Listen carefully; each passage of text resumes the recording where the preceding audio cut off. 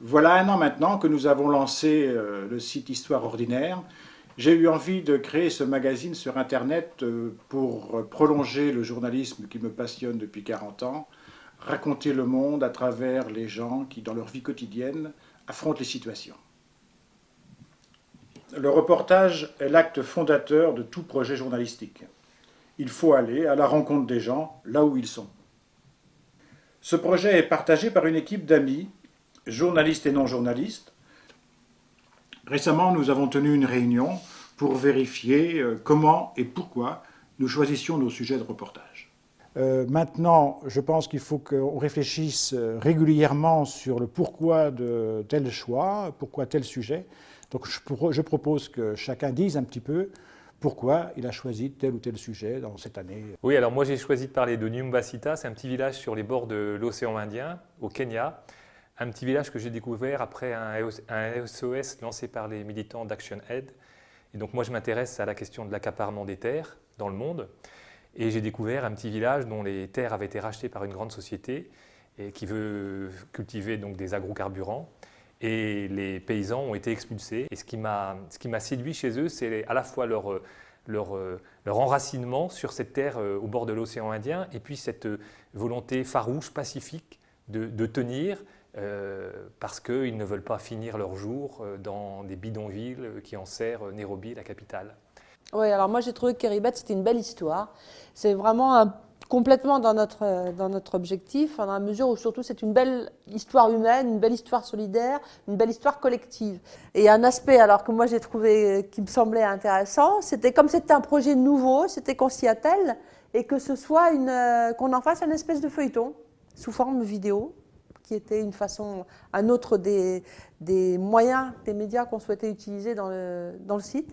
Concernant l'image, la problématique, souvent, c'est que c'est d'abord une rencontre avec quelqu'un. On passe du temps à discuter avec lui, à prendre des notes, et puis à un moment, on se dit, tiens, ben, ça y est, l'interview, il est fini, quoi, il est bien, quoi. Mais le problème, c'est qu'on part sans image. Et quand on fait des images, là aussi, il faut aussi être regardé, comme quand vous faites une interview, vous prenez l'atmosphère, vous le retranscrivez dans votre papier. Dans l'image aussi, il faut que l'atmosphère soit retranscrite. En fait, ce sont deux malvoyants qui ont une passion vraiment surprenante, puisqu'il s'agit d'un rapport avec les livres. Donc ce qui est intéressant, c'est vraiment ce côté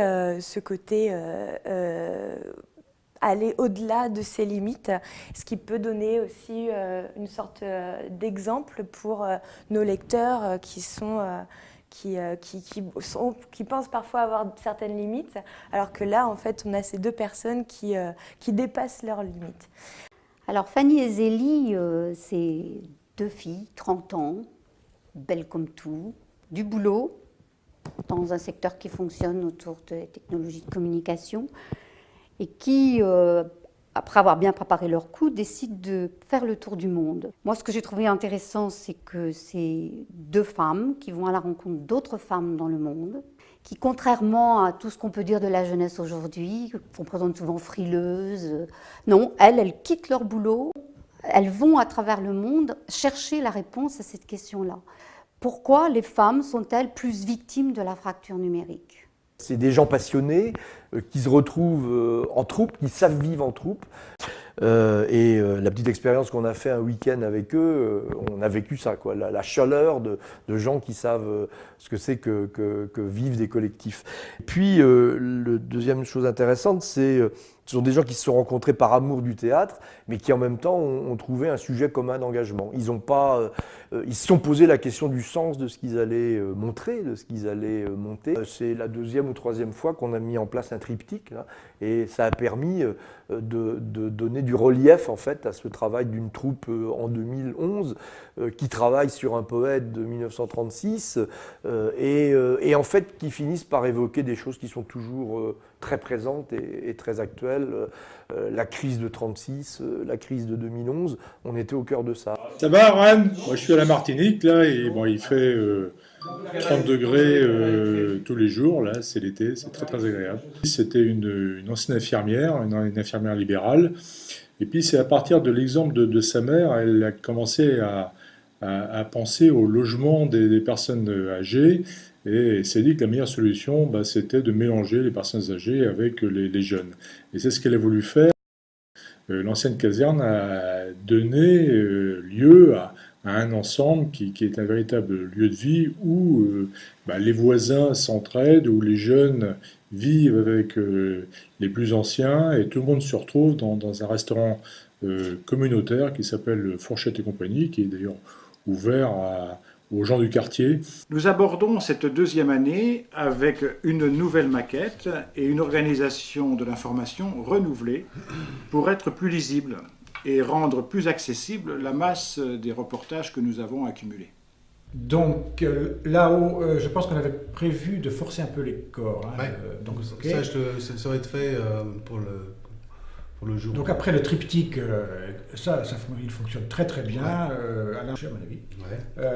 En dessous, donc, on va déplacer la rubrique de choses lues, vues et entendues, 4 ou plus, brèves, et nous souhaitons vraiment que les lecteurs nous en envoient, comme c'est déjà le cas, mais nous en envoient beaucoup plus. Là, c'est les derniers reportages, donc, qui permettent donc d'avoir une vision sur les derniers articles. Un site comme Histoire Ordinaire veut apporter sa contribution à l'évolution du métier de journaliste.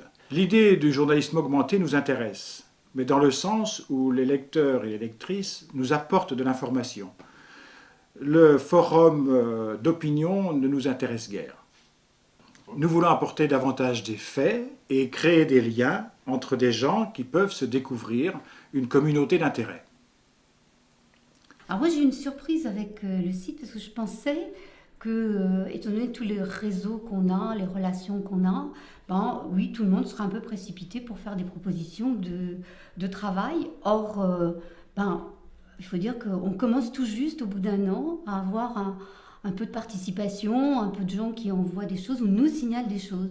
Et ça, c'était une surprise. Oui, je me suis dit, finalement, on pourrait peut-être monter quelque chose de l'ordre, ce que j'ai appelé bloc dossier, qui pourrait peut-être changer de nom, qui est finalement de regrouper de façon transversale sur quelque chose qui semble être un problème qui se révèle aujourd'hui, comme un signal dans le bruit. Et le blog serait une partie un petit peu plus experte, modestement, mais qui permettrait de creuser un sujet, en demandant à nos lecteurs de participer, c'est-à-dire voilà. en ayant un espace dans lequel ils puissent aussi contribuer, faire rebondir la réflexion. C'est ça, voilà. Hein. Et je dirais même entraîner, et ça ce sera peut-être un deuxième ou troisième temps, mais entraîner entre ces lecteurs regroupés dans des mouvements, des associations ou tout seuls, une collaboration sur cette communauté d'intérêt. Enfin, nous voulons dépasser un mode de fonctionnement uniquement bénévole. Nous voulons créer des occasions de travail et d'expérience pour de jeunes journalistes. Il y a plein de jeunes qui voudraient être finalement peut-être à ma place quand on côtoie aussi des personnes qui ont un savoir-faire au niveau du journalisme et puis des idées derrière. Voilà pourquoi nous avons décidé de renforcer l'appel aux dons.